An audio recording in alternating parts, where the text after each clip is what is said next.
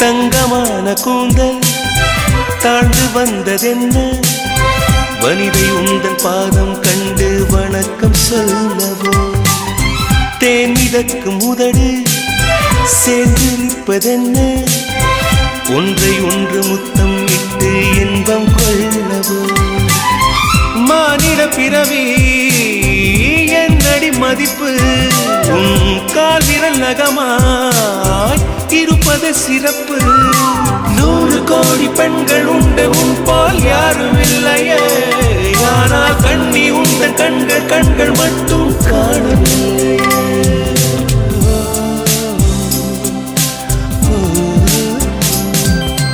20 கோடி நிலவுகள் கூடி பெண்மையானதோ